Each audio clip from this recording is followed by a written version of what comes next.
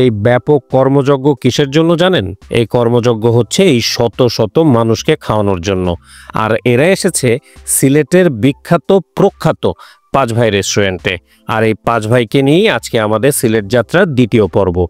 আপনারা এই সিলেট যাত্রার প্রথম পর্ব যদি দেখে থাকেন তাহলে জানেন যে সারা রাত জার্নি করে এবং কিভাবে জার্নি করে আমরা সিলেট পর্যন্ত পৌঁছাইছি। সো আমরা ওই হুমায়ুন রশিদ চত্বর থেকে এখন যাচ্ছি জাল্লারপাড় রোডে।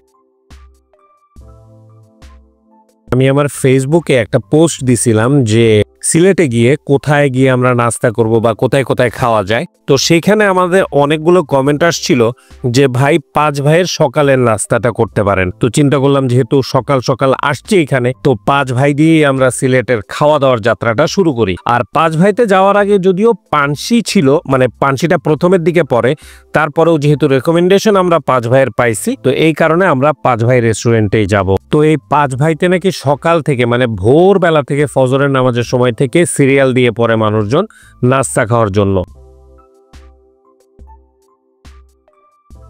আর আমরা এই রেস্টুরেন্টে এসে যথেষ্ট প্রমাণও পাইছি এর। সারিতে সারিতে গাড়ি পার্ক করা, মোটরসাইকেল পার্ক করা, সিএনজি দিয়ে মানুষ চলে আসছে।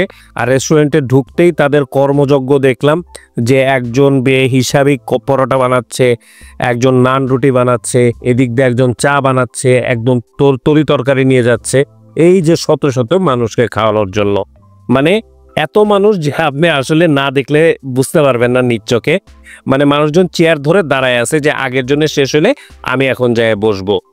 নর্মালি হোটেলে এরকম ভিড় থাকে, তবে সকালের নাস্তার জন্য এতখানি ভিড় আমি আসলে এর আগে খুব কম দেখছি।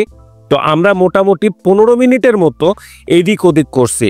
মানে আমরা সামনে যাব না পিছনে যাব জানি না, মানে আমি আর আমার বন্ধু সাদি। তারপরে প্রায় 15 মিনিট পরে একজনের দৃষ্টি আমাদের দিকে পড়ছে এবং তারা আমাদেরকে একটা সিট দিতে পারছে, মানে দুইটা চেয়ার দিতে পারছে। আচ্ছা, খাবার অর্ডার করছি হচ্ছে কলিজা, পায়া আর হচ্ছে আপনাদের স্যুপ। নেহারিটা পাই নাই, নেহারিটা শেষ হয়ে গেছে, মানে 6টার সময়ই শেষ। দাম কোনোটারই জানি না এখনো, দাম বিল দেওয়ার সময় জানবো। দাম জিজ্ঞাসা করাটা আমার কাছে মনে হলো কি বেয়াদবি, মানে এত ব্যস্ত। আর এদের টেবিলের নিচে না এই কার্ডটা আমরা দেখলাম, এইখানে অনেকক্ষণ ধরে পড়ছি আমি না জিনিসটা বুঝতে পারি নাই। আপনারা যদি বুঝে থাকেন তাহলে কমেন্টে একটু জানান আমাকে যে এখানে কি বলছে। আর এখানে বসে আপনারা যখন অর্ডার করবেন খাবার পাইতে খুব একটা দেরি হবে না, মানে অর্ডার করার সাথে সাথেই আমাদের খাবার দাবার চলে আসছে।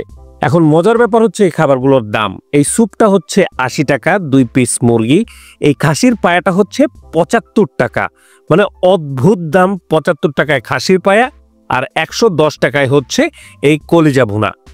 আর পরাটা নিছিলাম আমরা সাথে, কিন্তু পরাটার দামটা কত ঠিক এখন মনে পড়তেছে না, মানে 10 টাকা বা 15 টাকা। যেহেতু কম দামি রেস্টুরেন্ট, মানে খাবারের দাম কম, 10 টাকাই ধরে নিলাম আমি। আর খাবারের চেহারা বলতে কলিজা ভুনার চেহারাটা আর এই পায়ার চেহারাটা, মানে খাসির যে পায়াটা, এই দুইটা চেহারা আমার কাছে বেশ ভালো লাগছে। কিন্তু মুরগির যে স্যুপটা, স্যুপের চেহারাটা না আমার কাছে মোটেও ভালো লাগে নাই, মানে কেমন জানি।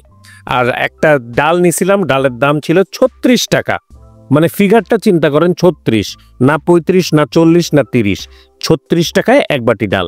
তো খাবার যেহেতু শুরু করব, প্রথমে একদম সব থেকে যে দামি খাবার সেটাই শুরু করব, 110 টাকার কলিজা। তারপরে ডালটা খাইলাম, মানে কলিজা আর ডালটা আমার কাছে অন এভারেজ লাইক যেরকম আমরা নর্মালি খাই সেরকমই লাগছে।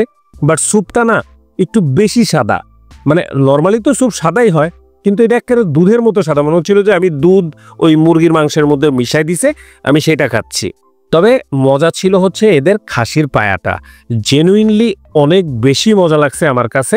তখন আমার কাছে মনে হইলো যে নেহারিটা আসলে আমরা মিস করে ফেলছি। নাস্তা তো খাইলাম, এখন পাঁচ ভাইয়ের নাস্তা সম্পর্কে যদি আমি আমার পার্সোনাল এক্সপিরিয়েন্সটা বলি, আমার কাছে না, মানে কেউ কিছু মনে করেন না, মানে আমার কাছে সেরকম স্পেশাল কিছুই লাগে নাই যে সাংঘাতিক মজার নাস্তা বা সাংঘাতিক মজার খাবার, সেরকম আমার কাছে কিছু মনে হয় নাই। তবে এদের যে পায়াটা, খাসির পায়াটা আমার কাছে বেশ ভালো লাগছে, স্যুপটা আমার কাছে ভালো লাগে নাই, আর ডাল আর কলিজি আমার কাছে একদম মানে এভারেজ ক্যাটাগরির লাগছে। কিন্তু এদের দাম অদ্ভুত। আমরা চারটা আইটেম নিয়ে খাইলাম, দুজন মানুষ, 3টা পরোটা সরি 4টা পরোটা, একটা নান, 2 কাপ চা, সবকিছু মিলায়ে 377 টাকা আসছে।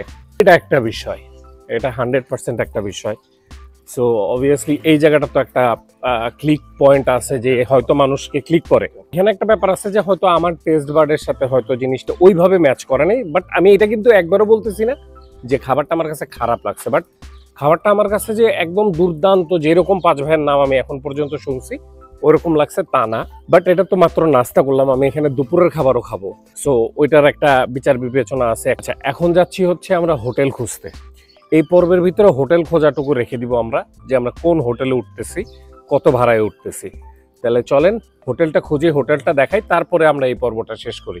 হোটেল খোঁজার জন্য আমার কাছে মনে হয়েছে যে সব থেকে ভালো জায়গা হচ্ছে মাজার রোড। তো আমরা এই মাজার রোড দিয়েই শুরু করলাম, কারণ এখানে প্রচুর হোটেল ছিল। আর প্রথম হোটেলটা হচ্ছে হলি ইন, এটা দিয়ে আমরা শুরু করছি। তবে ভিতরে গিয়ে খুবই দুঃখ পাইছি যে ভাই বুকিং না থাকলে আজকে কোনো রুম নাই, থাকার প্রশ্নই আসে না। তো আমাদের প্রথম ধাক্কাটা ব্রিজ গেছে, হলি ইন থেকে বলছে ভাই বুকিং না থাকলে নাই, রুম নাই। বুঝলাম না এখন কি কাহিনী কি। সিলেটে প্রচুর পরিমাণে গাড়ি ঢুকছে, এখন কেন গাড়ি ঢুকছে আমরা জানি না, মানে টুরিস্ট গাড়ি আর কি। তো এনিওয়ে, তো এখন আমরা অলরেডি 4-5টা হোটেল থেকে বিমুখ হয়ে চলে আসছি, মানে দরগা গেটের ওই দিক থেকে মোটামুটি সব বুক। এখন আমরা অনলাইনে দেখলাম যে আরেকটা হোটেল আছে, হোটেল সুপ্রিম। তো ওইখানে আমরা দেখি কিছু হোটেল থাকতে পারে, আমরা আপডেট দিচ্ছি। এখন এই সুপ্রিম হোটেলটা হচ্ছে মীরাবাজার, মানে মাজার রোড থেকে প্রায় 1.5 কিলো দূরে। তার মানে প্রতিবার যখন আপনি মাজার রোডের এইদিকে আসা যাওয়া করবেন এই হোটেল থেকে, আপনার 30 থেকে 40 টাকা বা ক্ষেত্র বিশেষে 50 টাকা পর্যন্ত রিক্সা ভাড়া খরচ যাবে। তবে সুখের ব্যাপার হচ্ছে সুপ্রিম হোটেলে ঢোকার পরে এই আকালের মধ্যে আমরা ভাই রুম পেয়ে গেছিলাম। আর হোটেলটার ভিতরে ঢুকে ভালো লাগছে, তবে অবশ্যই আপনি কোনো স্টার হোটেলের কথা চিন্তা করবেন না, একেবারে মাঝারি গোছের বাট বেশ টিপটপ, বেশ পরিষ্কার, বেশ সুন্দর একটা হোটেল আমার কাছে মনে হয়েছে। আর রুমের ভিতরে ঢোকে রুমটাও আমার কাছে বেশ ভালো মনে হয়েছে, মানে টিভি ছিল, আয়না ছিল, 2টা খাট ছিল, মানে 2টা সিঙ্গেল বেড ছিল, এসি ছিল, আর বাথরুমের ভিতরে যত অ্যামিনিটিস সবই ছিল, সোফা টোফা সব ওকে। এবং রুমটাও বেশ পরিষ্কার মনে হয়েছে আমার কাছে, আলো বাতাসে ভরপুর। আর আমাদের হোটেলের থেকে ভিউ হচ্ছে এটা সিলেট সিটি ভিউ। ভিউটা কিন্তু খুব একটা খারাপ না। হ্যাঁ, তো কথা হচ্ছে যে এসি টেসি ছেড়ে দিছি, এখন একটু রেস্ট হবে। 2550 টাকা নিছে এই রুমটা, 2জন আন্ডা সান্ডা মানুষ, 2টা আলাদা বেডে থাকবো। আমার কাছে রিজনেবল মনে হয়েছে বিষয়টা। এখন বাদ বাকিটা আপনারা ভালো জানেন যদি জেনে থাকেন। পরের পর্ব কোথায় যাব এখন আমি জানি না, হতে পারে যে পানশিতে দুপুরের খাবারটা খাইতে পারি, অথবা 5 ভাইতে দুপুরের খাবার খাইতে পারি। আরেকটা রেস্টুরেন্টের নাম শুনছি, সেটা হচ্ছে পালকি, সেটাও খাইতে পারি। এখন আমি জানি না দুপুরে কোথায় খাবো, দুপুরেরটা দুপুরেই আমরা জানতে পারবো। তাহলে এই পর্বের জন্য আসি, ভালো থাকবেন, সুস্থ থাকবেন, ভিডিওটা লাইক করে দিবেন, শেয়ার করে দিবেন, মনে কিছু থাকলে অবশ্যই কমেন্ট করে দিবেন। আর ইউটিউবে দেখে থাকলে সাবস্ক্রাইব, আর ফেসবুকে দেখে থাকলে ফলো করে দিয়েন। আল্লাহ হাফেজ।